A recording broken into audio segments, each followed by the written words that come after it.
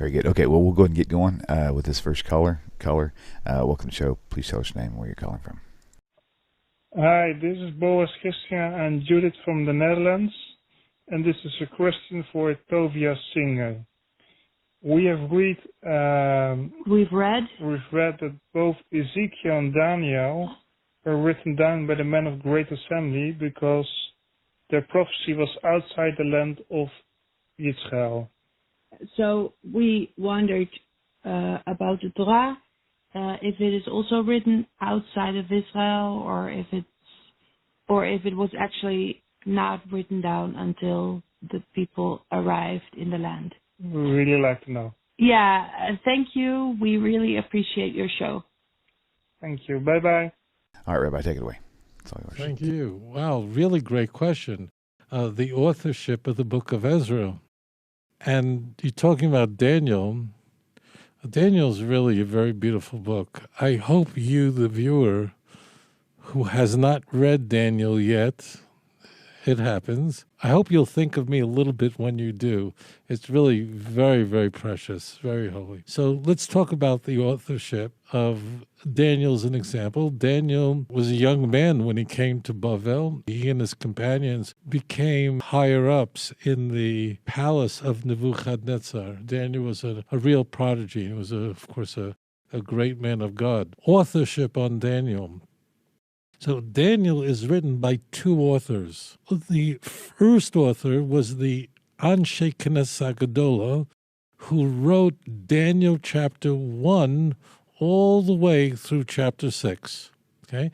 What is the Anshe Knesset Gadola? So those words literally mean the men of the great assembly. But who were these great men? They were extraordinary people. They were a collection of prophets who lived at a very late period of time, essentially at the end of the prophetic period.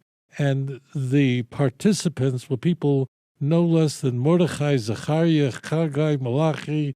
These were the great giants who lived at the end of the Babylonian exile and in the early part of the Persian Empire. They're called the Anshe Knesset HaGadola.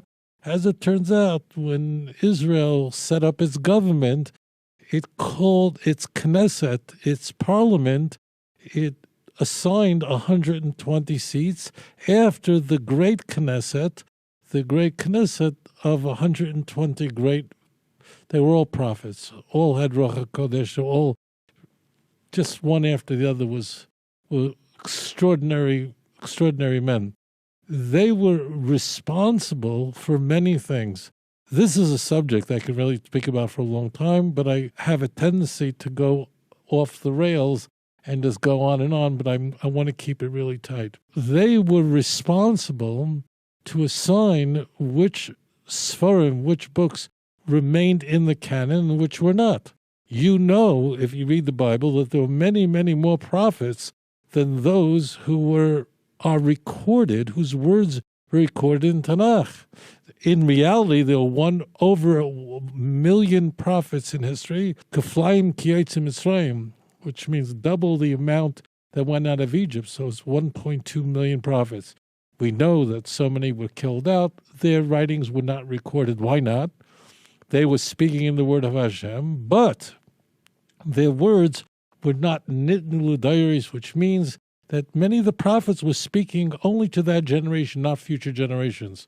So the job of the Anshe Knesset Gadola, one of their roles was to make sure that only those Sfarim, those works that were both, of course, written by a prophet, and B, were relevant to all future generations, became a part of the Tanakh. And they wrote part of it. They assembled much of Tanakh. As an example, if you look at the book of Daniel alone, so the book of Daniel is 12 chapters, right? But there's really, really some very interesting distinctions between the chapters. Let me get right to the point.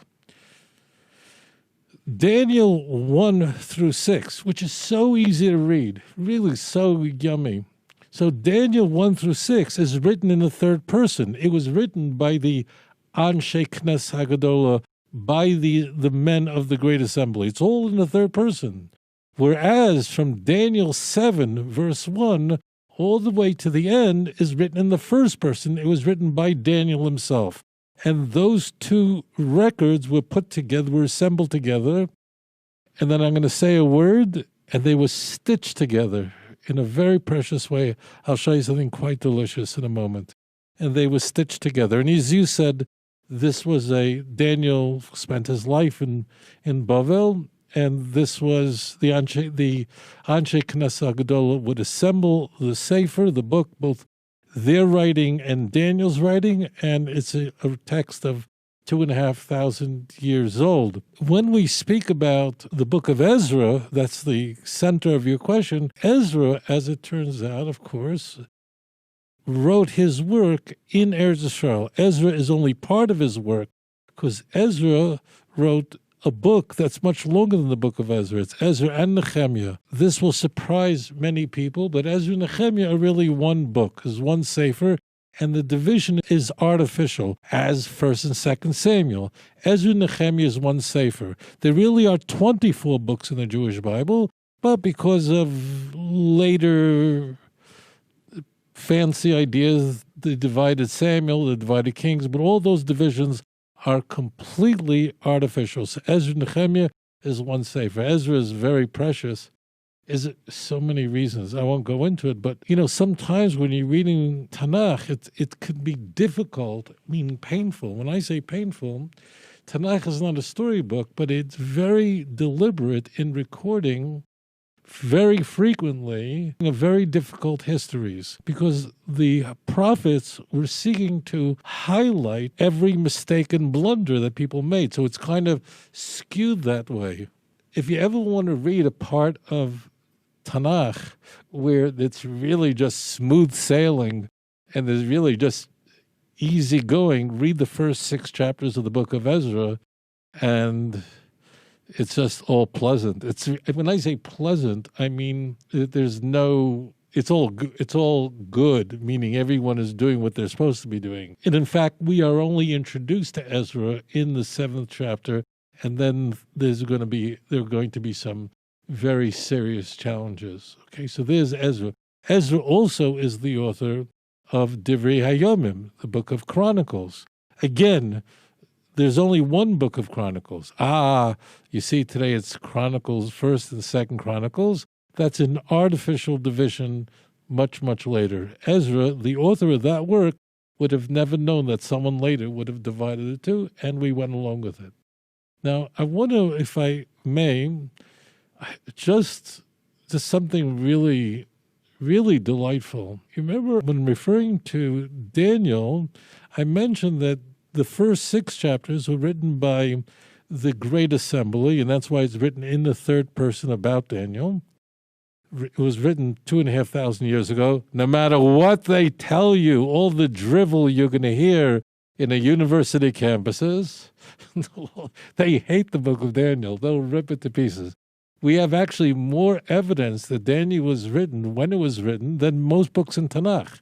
Means we have eyewitness accounts. I can't go into it now. Just whatever they're going to tell you at the University of Chicago and at NYU and at Harvard and Yale, don't listen to them, because if you want to meet fundamentalists, forget me. Those are the fundamentalists.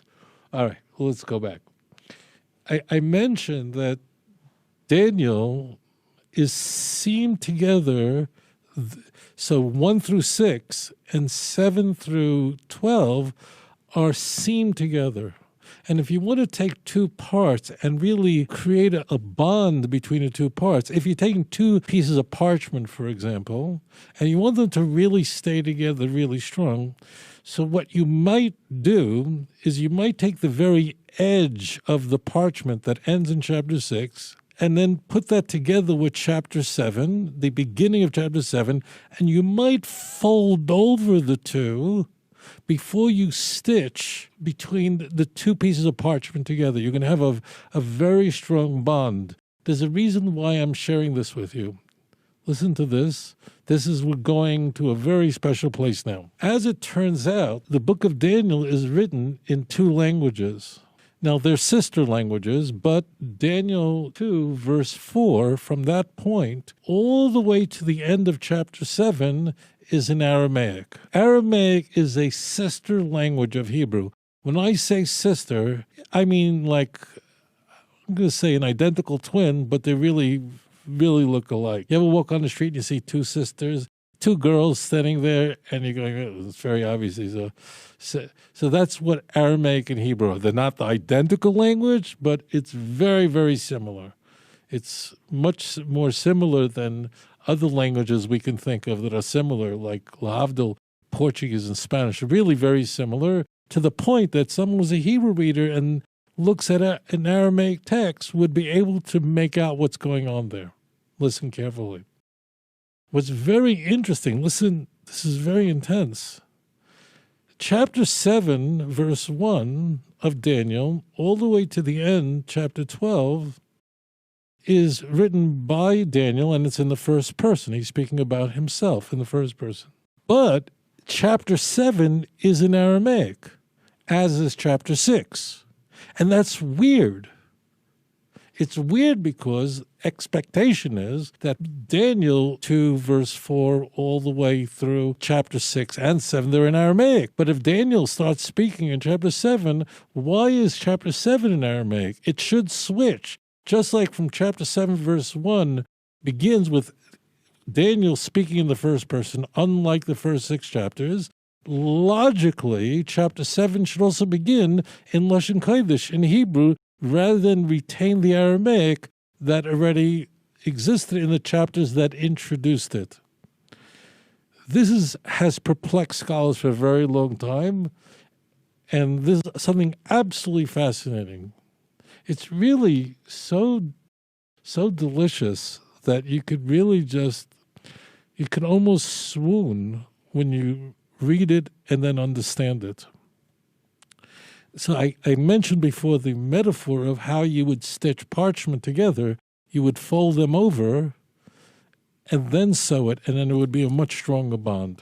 Well, listen carefully. So what's Daniel chapter 6 about? It's a very beautiful chapter. Let me make it easy for you. Daniel 6, you're probably familiar with, even though you may not realize it. It is the chapter that describes Daniel thrown into a den of ravenous lions. The king who was responsible for this was a reluctant king. His name is Darius the Mede. He's not the Darius the Persian, and he was king immediately after the destruction of the Babylonian Empire for a very short time before Cyrus. So from the destruction of the Babylonian Empire until Cyrus was just a short time, just a matter of months. In the interim, you have Darius the Mede. And as it turns out, he really had a tremendous fear of heaven. After the Babylonian Empire was finished, destroyed in the blink of an eye, historians to this day are bewildered by how something like that can happen. But the Persians were not idiots. Daniel was a genius, and he shared his wisdom, and they wanted to retain him, and they did retain him. So just as Daniel served so well to the Babylonian Empire, teaching them wisdom and time and so on, when the Persian Empire emerged, starting with Darius the Mede, they adored him. He was very well known, and they kept him. But what happened? He was one of a few people who had enormous power, satraps in the Persian Empire.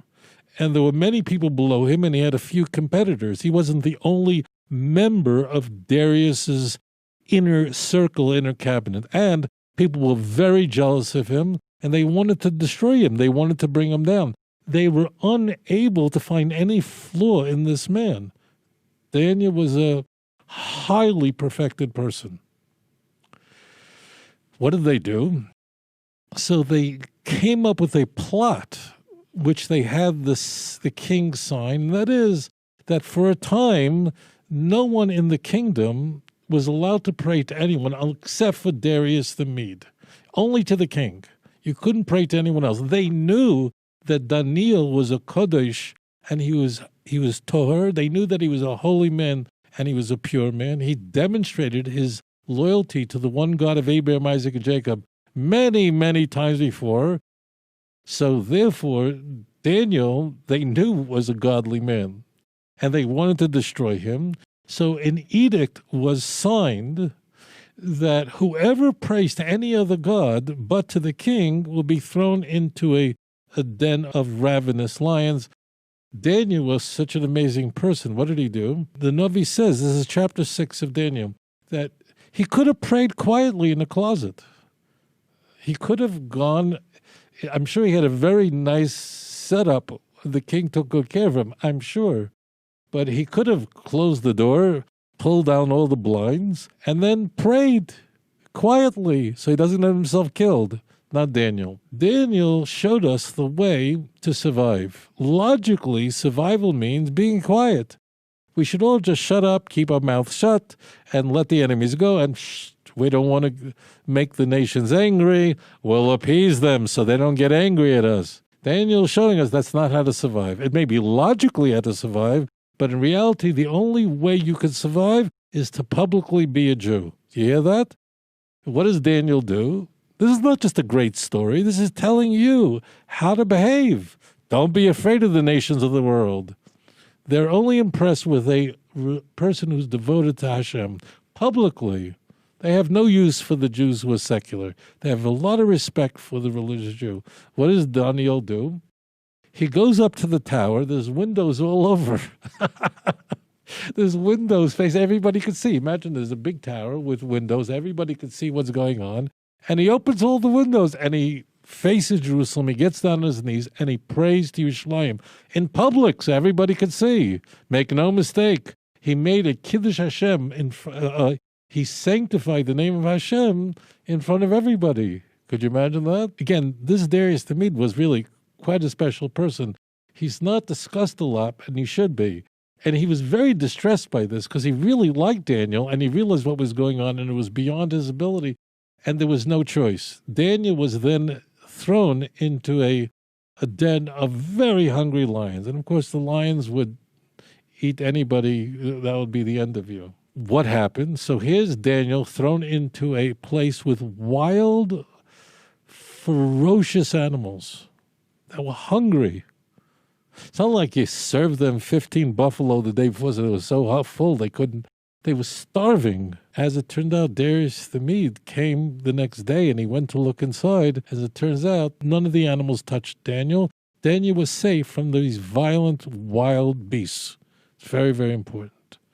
And of course, Darius was very taken by this. So that chapter is in Aramaic. Yeah? And chapter 7 is in Aramaic, although in chapter 7, Daniel is speaking in the first person. Why doesn't it switch to Hebrew as the rest of the book of Daniel? Because Daniel 8 through 12 is in all in the holy language in Lashon Kodesh in Hebrew. So why not have 7 in Hebrew? Listen, this is very, very, very special. The reason is because it was designed so that you could connect chapter 6 with this great Jewish man, this great man of God, was thrown into a predicament with ravenous animals around him who would ordinarily destroy him, but God watched over him and he survived. What's chapter 7 about? Chapter 7 of Daniel contains the visions, the ecstatic visions of Daniel. And let me save you time and tell you what it says there, although I want you to read it. Daniel chapter 7, Daniel sees ravenous wild animals that are very peculiar. You have a lion, a wild, ferocious animal. You have the bear, you have a leopard, and then something so horrible, it's just indescribable. And what's the point of this? Is it like a show? Is it a chapter just about funny animals? No. The point is that these are the 4 kingdoms that would subjugate the Jewish people, who would surround the nation of Israel, who would want to devour the Bnei Israel, the children of Israel. But despite that, HaKadosh Baruch Hu, the Holy One, blessed be his name, would protect the nation of Israel all the way till the coming of Mashiach. Oh, I think you figured it out. So Daniel 6 and 7 are connected. They're stitched together. Why? So you should know that 6 and 7 are very connected. This is not two books in one. No, they're stitched together in that the Almighty, blessed be His holy name, would preserve and protect those who are devoted to Hashem. And they're referred to as the saintly ones in chapter 7, just as the Almighty, blessed be His holy name, protected Daniel when he was thrown into a den of ravenous animals that would have ordinarily torn him apart if God was not watching over him. Let's take that to heart, study Daniel very carefully, and that study of this holy book should bring the coming of the true Mashiach, B'mhedi b'biyomenu, quickly in our time. Great question. Adon olam asher malach b'terem kol yetzir nivra